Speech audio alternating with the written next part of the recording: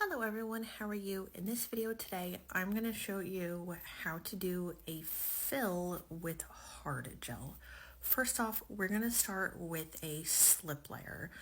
Now the slip layer is basically a wet layer that is uncured and that is going to tell the next step where the gel is going to go.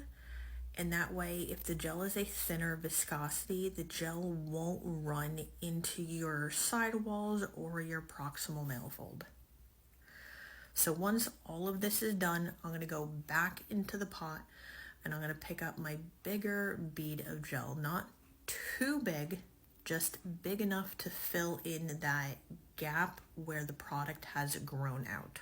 Once I get the bead, I'm going to roll it off of the brush.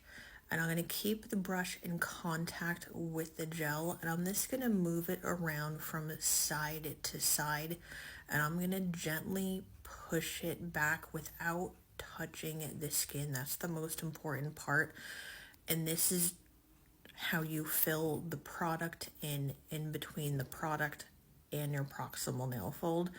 And then I just move around the gel from side to side, making sure that my line of light is not lumpy or bumpy.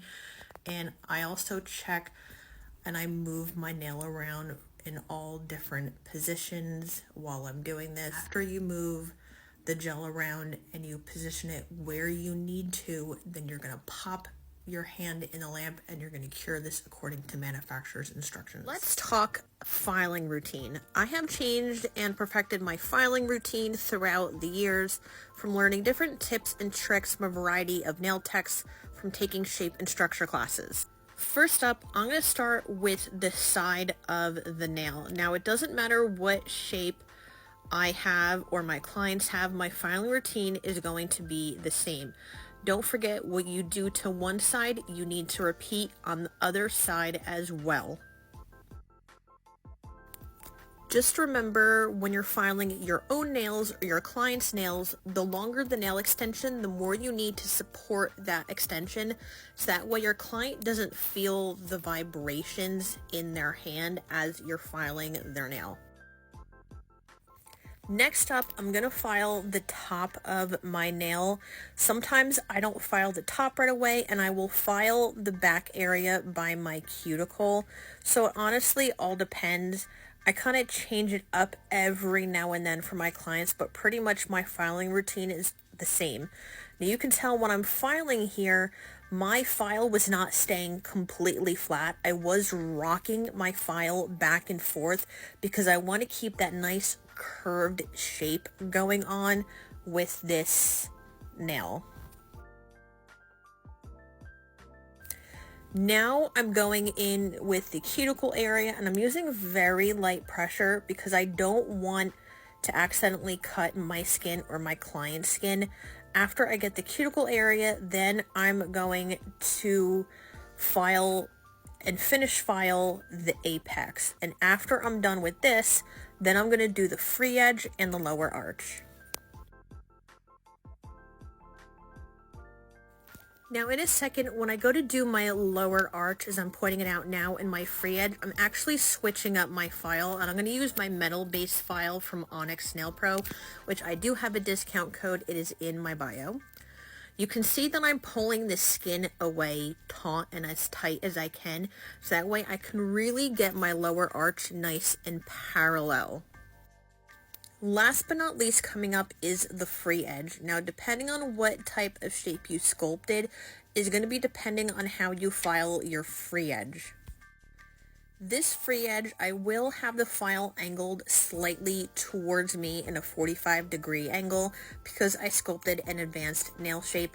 If you have any questions, let me know in the comments below and I'll talk to you later. I'm going to do a shape change. So I have a Gothic almond, but I want to show you this real quick. If I put my finger on the file, you're going to see how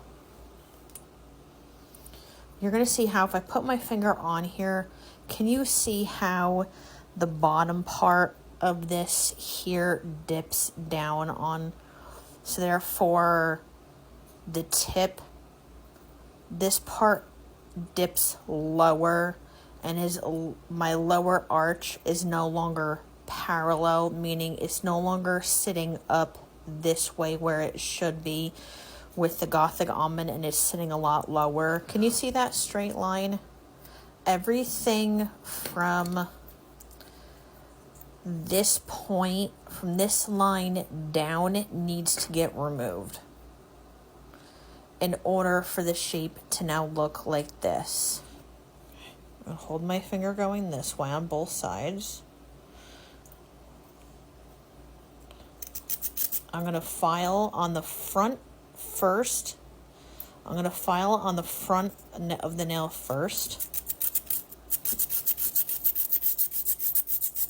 Then I'm going to work the file towards the back, so that way I don't create a notch back here.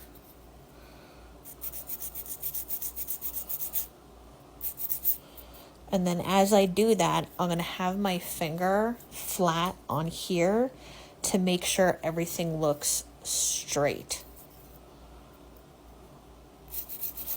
And then if it looks straight, I'm going to stop filing.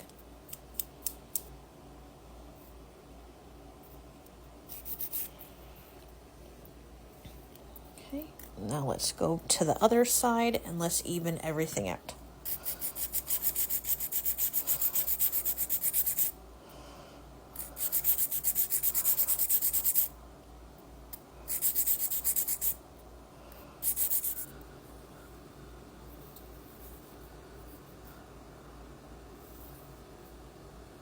So I'm going to do a quick and simple shape change from this almond to this really nice, like, extra pointy stiletto. So let's get started.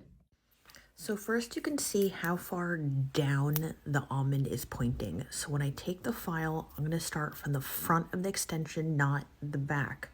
And you're going to file the front part up. So that way the point of the stiletto will be parallel with my lower arch.